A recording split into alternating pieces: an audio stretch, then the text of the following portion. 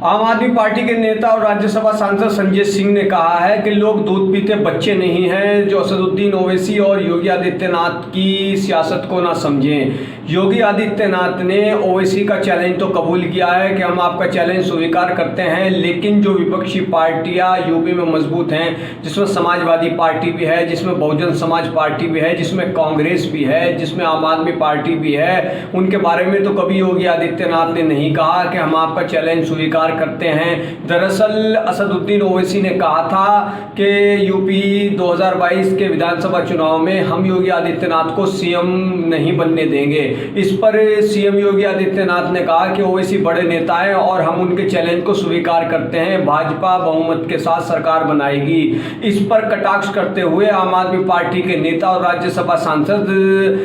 संजय आजाद सिंह ने एक पत्रकार से बातचीत में कहा कि लोग दूध पीते बच्चे नहीं हैं जो इस बात को ना समझें। उन्होंने ये दलील दी कि यूपी में कई एमएलए और एमपी वाले विपक्षी पार्टियां मौजूद हैं, लेकिन उसके बावजूद भी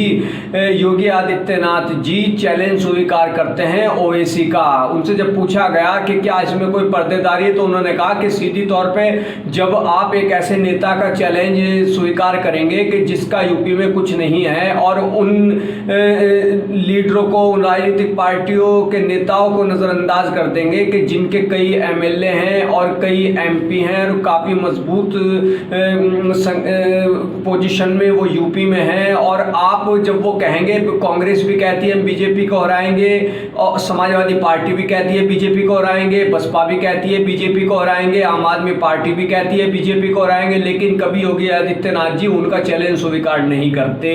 संजय आजाद सिंह ने कहा और ऐसे नेता का चैलेंज स्वीकार करते हैं कि जिसका यूपी में कुछ नहीं है, कोई खास वजूद नहीं है। तो जाहिर सी बात है कि लोग समझ रहे हैं कि कौन किसको फायदा पहुंचाने की गरज से ये सब कर रहा है, कहां पर कितनी पर्देदारी है। तो संजय आजाद सिंह की सीधी सी बात का मतलब बताऊं तो उनकी बात का मतलब यह है कि योगी आदित्यनाथ ने जानबूझकर के असदुद्दीन ओवैसी के बयान पर ही ये बयान दिया है कि हम उनके चैलेंज को स्वीकार करते हैं, क्योंकि वो जानते हैं कि असदुद्दीन ओवैसी जितने मजबूती के साथ यूपी के विधानसभा चुनाव में उतरेंगे उतना ही ज्यादा फायदा बीजेपी को होगा। और काबिल गौर बात यह है कि असदुद्दीन ओवैसी पर बीजेपी के एजेंट होने जैसे आरोप एक नहीं बल्कि कई बार लगते रहे हैं। हालांकि ओवैसी इन सभी आरोपों को नकारते रहे और वो कहते हैं कि ऐसा कुछ नहीं है, मैं सिर्फ बीजेपी को हराने के लिए चुनावी मैदान में हूं और हमारा मुकाबला किसी एक पार्टी से नहीं है, बल्कि हम हक और इंसाफ न्याय के लिए लड़ाई लड़ रहे हैं। हम पिछड़े, दलितों, मुस्लिमों इनके लिए काम करते हैं, हम उनकी आवाज़ बनते हैं कि जिनकी कोई आवाज़ नहीं बनता।